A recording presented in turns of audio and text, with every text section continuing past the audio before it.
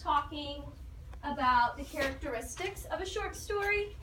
And I was kind of brainstorming some of those characteristics, and when we were brainstorming those characteristics, we talked about how we could plan out a short story, and we talked about how we could gather ideas. Do you remember how we were gathering ideas? So last night I went home and I was gathering ideas in my notebook, and I told you ahead that time that I split my pants. I thought that would make a funny short story.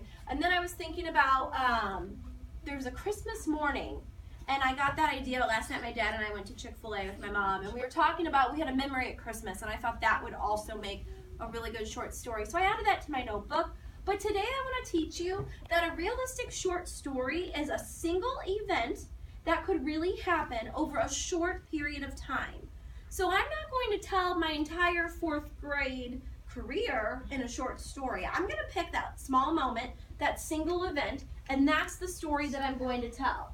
So, do you remember we just read this book, Grandpa's Face? Yes. But today I'm going to teach you a strategy on how you can develop your short story. And we're going to use this saying, somebody wanted but so then. Can you say that? Somebody wanted but so then. Somebody wanted but so then. We've used this before in reading to recap what's going on in the story. Some of you are nodding your head, but we can actually take that reading strategy and we can flip it to use it for writing. So what we're going to do is we go back to that book, and that author organized that story into this somebody wanted but so then model. So let's look at what the author did.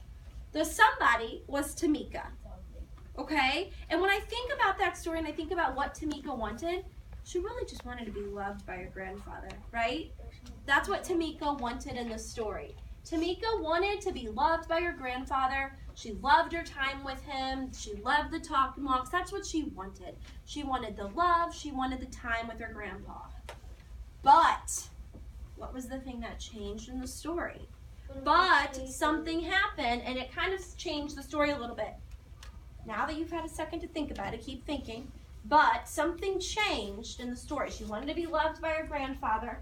I'm going to give you a few seconds. I want you to talk about what was that turning point in the story. I want you to turn and talk with your partner right now. What was happening?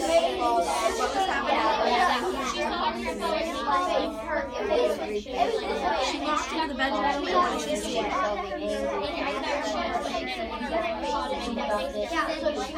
So it kind of did blur. She saw that face. Gumballs, I want your eyes back on me in 5, 4, 3, 2, 1. So, but there was a turning point. Tamika wanted to be loved by her grandfather. That's what she wanted. But something big happened. You just had a chance to talk about it. Orlando, will you tell me what you and T-Shawn talked about? What was the but? What was the turning point? She did what? We talked about she walked into that bedroom and what did she see? Another face. She saw her grandpa making this face in the mirror, and a little bit of the backstory was her grandpa was an actor, so he was practicing for an audition, but he's making this mean face. And Orlando, she saw that mean face, and what did she feel? Sad, scared. She thought, oh my gosh, my grandpa couldn't, if that's the kind of face he could make, if he ever made that face at me, maybe he won't love me. So, but Tamika saw her grandpa making this face, and she thought, oh my gosh, if he makes that face at me, this is going to be trouble. So we've got somebody, Tamika, wanted. She wanted to be loved, but something changed. She saw this scary face her grandpa made, and she was starting to panic. Maybe he's not going to love me. So she started to do some stuff in the story. She started to do some stuff. So do you remember at dinner, she was doing all of those things, and she was trying to make her grandpa mad because she wanted to see what? She wanted to see that face. So she was scared. She was afraid that he was going to make that face. So she started to act out. She caused this huge ruckus. Her dad told her, you got to go. You're not going to sit at the table and act like this. And finally, she spilled the milk. But did her grandpa ever make the face? No. But the milk was by accident. Then her grandpa was like, at the very end, the conclusion, the final, the wrap-up. Her grandpa took her out for one of their walk talks.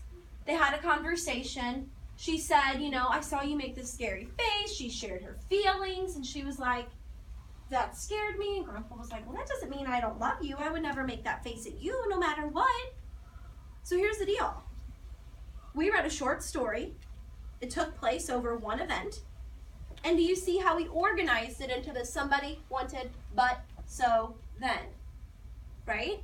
we were able to organize, we were able to take a short story and put it into this model. Today we're going to kind of work in the opposite direction. You guys have a list of things.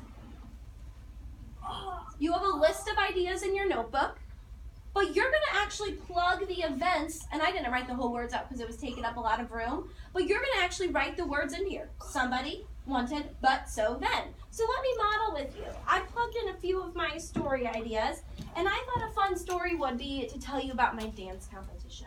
When I was in high school, I was on the dance team, and we got to go to the state competition, which was a very big deal. You had like your local competitions, but this one was all of the high schools in the state, and if you won, you would be considered the best dance team in the state.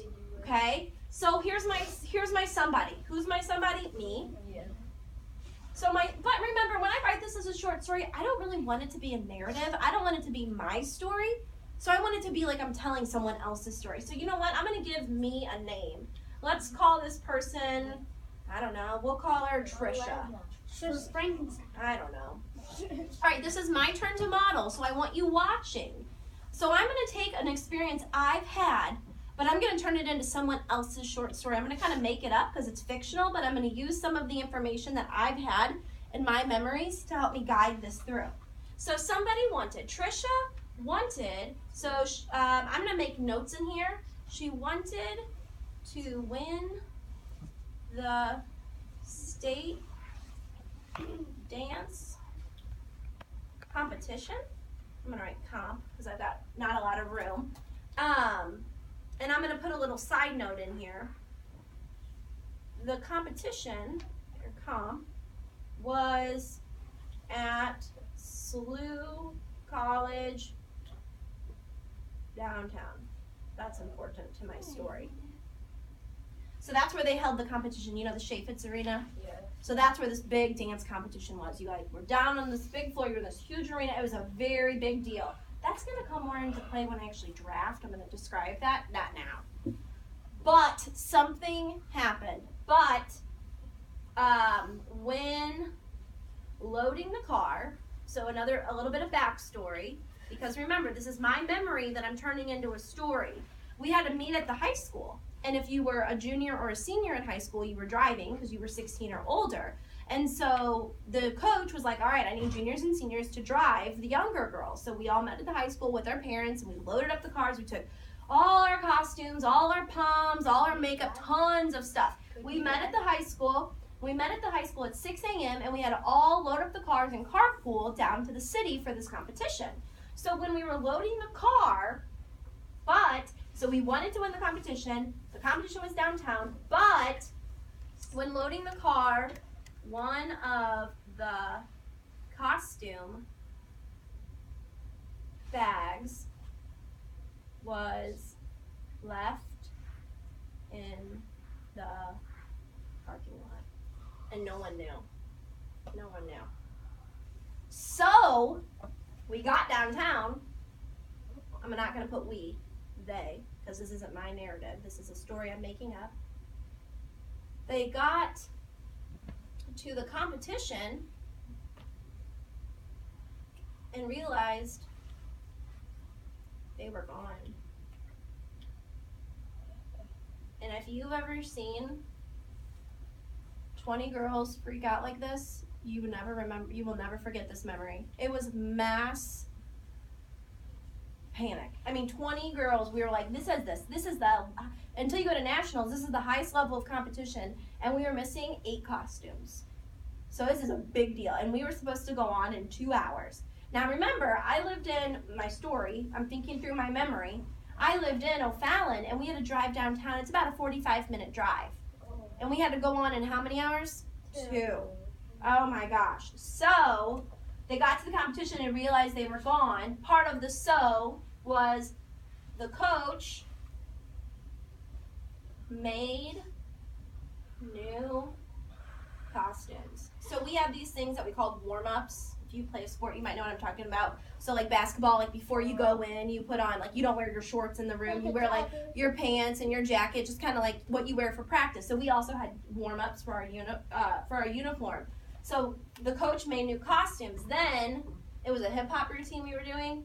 We performed in our warm-ups in our leotards. We just had like a leotard top. We performed in warm-ups. They. Thank you. And They you said performed in warm-ups and we won. So there's a lot of details that are not in this plan. This is just a very quick plan. So if I kind of go through my story, remember this is my memory, but it's not a narrative that I'm writing. I'm writing a short story, so I'm going to kind of give my memory to just a made-up character. Trisha wanted to win the state dance competition. The competition was going to be held downtown at SLU College. But when they were loading the car, an entire bag of costumes was left in the parking lot. So they got to the competition and realized they were gone. The coach made up new costumes. The team ended up performing in their warm-ups, and they took first place at state. That's not my whole short story. not national. We'll talk about nationals another day. That's not my whole short story, but that gives me a good outline.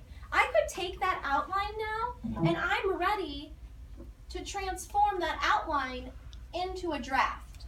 So today during Writer's Workshop, what I want you to do is you're going to go to that list of ideas that you have from yesterday. I want you to pick one of them, and I want you to put them into somebody wanted, but so then I combined somebody and wanted. So you could say Trisha wanted to win the competition. And if you get done with this one today, make another table, take another event or another memory, and make another outline for a possible story. So you're not writing drafts today, you're making these tables and outlining what your story could be about. Sam. 2 questions. Were you one of them who could drive? Mm-hmm. And was one of your costumes left behind? Mm-hmm. Oh. Mm-hmm. Mm-hmm. Yep. Nick? I was gonna say that. You have to read my story and see how it ends. Ben? Did you win the nationals? We didn't go to nationals. Our school wouldn't pay for it. It's really expensive. Oh. So you have to travel with like 20 girls and all their parents down to, it's in Disney World, so it was really expensive. Yeah. So we didn't have that opportunity, but we thought we were pretty cool that we got to go to state. So here's what I want you to do. You're gonna go off in a minute. Do you have any questions about what we've learned today or how you're setting this up in your writer's notebook before you go off to your table spots? No questions. Kaden. Could I make a new one, like since mine didn't really think that A new idea? Yeah, definitely. This is still a brainstorming day. So even if you have an idea pop into your head today, or maybe it was last night, use it today. Can you make a last name? Sure, it's your story. Okay? All right, off you go. I already have an idea.